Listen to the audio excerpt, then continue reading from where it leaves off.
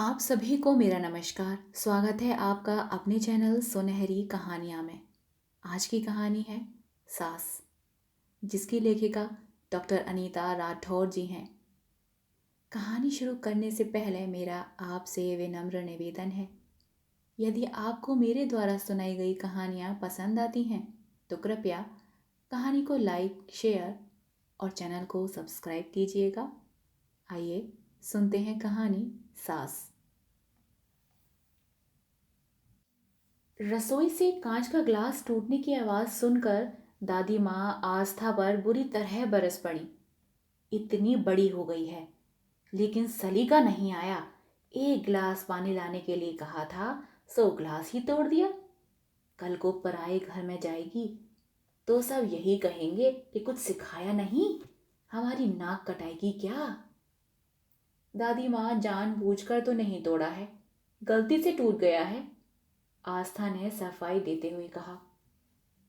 अच्छा, एक तो ग्लास तोड़ दिया, ऊपर से जबान चला रही है। सब पता चल जाएगा जब सास चोटी पकड़कर मारेगी। यह सुनकर आस्था रो पड़ी। हमेशा ही दादी माँ की यही चिक चिक रहती है, छोटी सी भी गलती हो जाए तो पराए घर जाएगी तो हमारी नाक कटाएगी, सास चोटी पकड़ कर मारेगी कहकर डराया करती। जोर से हंस दिया तो कहती, दूसरे घर जाना है, बत्ती सी मत दिखाया कर। सारा दिन बात बात पर टोकती रहती हैं। माँ भी दादी के सामने चुप रहती हैं। उसने कभी माँ को जोर से बोलते या हंसते हुए नहीं देखा। वह हर बात बड़ी सावधानी से करती हैं। भूलवश कुछ गलती हो भी जाती है तो दादी माँ पूरा घर सिर पर उठा लेती हैं। पिताजी की भी हिम्मत नहीं पड़ती कि उनसे कुछ कह दें। बचपन से ही दादी माँ की इस टोका टोकी से आस्था के कोमल मन में पराया घर और सास का भय समा गया। जब भी घर में उसकी शादी की चर्चा होती तो वह घबरा जाती। माँ का चेहरा सामने आ जाता कि शादी के बाद उसका भी यही हाल होगा।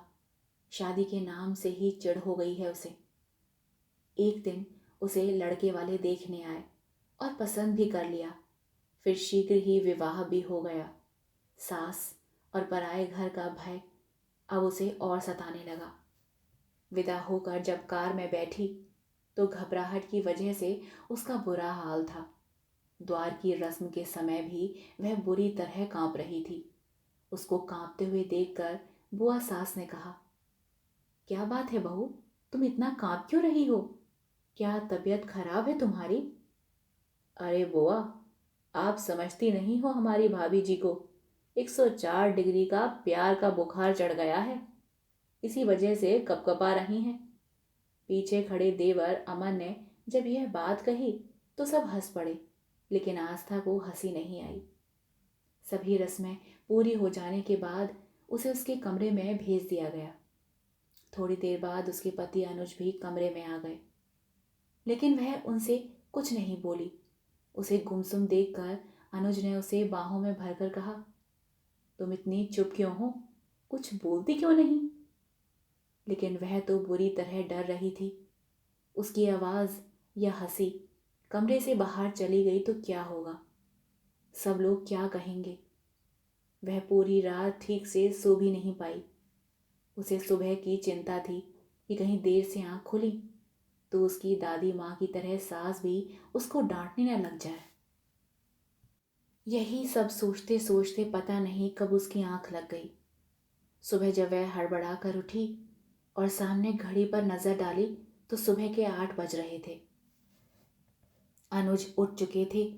मारे डर के उसके आंसू निकल पड़े। तभी दरवाजे पर दस्तक देते हुए उसकी ननद अनु की आवाज आई, भाभी जी, अगर नींद पूरी हो गई हो तो कृपया उठने का कष्ट करें, सब लोग आपके हाथ की चाय पीना चाहते हैं। कमरे से आस्था के रोने की आवाज सुनकर अनु घबरा गई। अंदर जाकर आस्था के आंसू पोंछते हुए बोली, सॉरी भाभी, मुझे नहीं मालूम था कि आप इतनी इमोशनल हो, मुझे तो मजाक करने की आदत है। फिर बाई आंख मारते हुए बोली, मैं भी पूरी पागल हूं, तुम पूरी रात जगी हो और मैंने तुम्हें डिस्टर्ब कर दिया। बड़ी मुश्किल से अपने आंसुओं को पोंछते हुए आस्था बोली, दीदी, मैं आपकी बात की वजह से नहीं रो रही हूँ। मुझे डर लग रहा है। उठने में इतनी देर हो गई है, कहीं माँ जी नाराज तो नहीं होंगी। हंसते हुए अनु बोली, भाभी, तुमने तो मुझे डरा ही दिया था।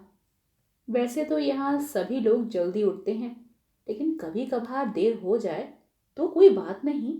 लेकिन रविवार और छुट्टी वाले दिन सुबह खूब आराम से उठते हैं। आस्था नहा धोकर रसोई में चली गई और सबके लिए चाय बनाने लगी। वह बहुत ही सावधानी से काम कर रही थी कि कहीं कुछ गलती ना हो जाए। चाय की ट्रे लेकर जैसे ही वह रसोई घर से बाहर निकलती है, अमन ने उसे डराने के लिए कहा, भाभी, आपके सिर पर छिपकली है।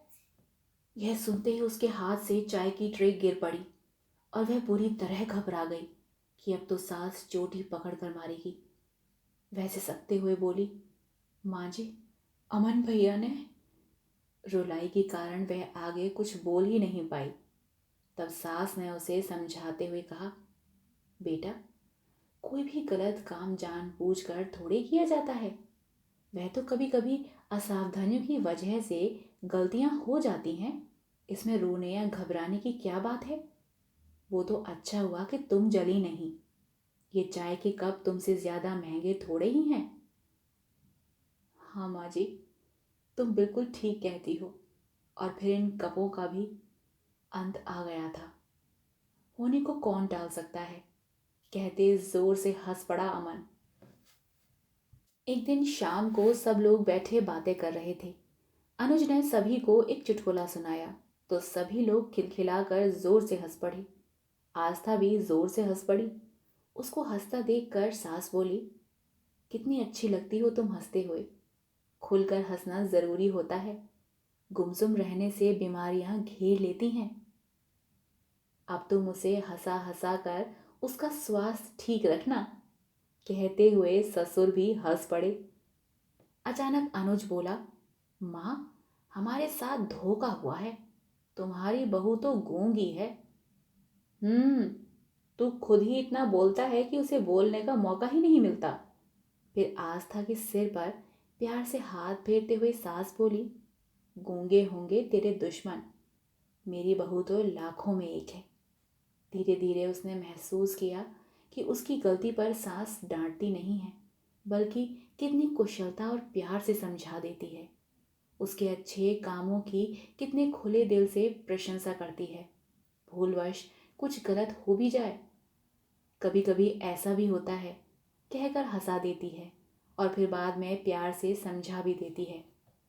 धीरे धीरे आस्था के दिल से पराया घर और सास नाम का भय पूरी तरह खत्म हो गया। थोड़े दिनों के बाद आस्था अपने पिताजी के साथ मायके आ गई। दादी माँ ने पिताजी से बहुत उत्सुकता से पूछा, क्या ससुराल वाले इसकी कुछ शिकायत कर रहे थे? पिताजी ने हंसते हुए बताया, नहीं तो, वह सब तो इसकी प्रशंसा कर रहे थे।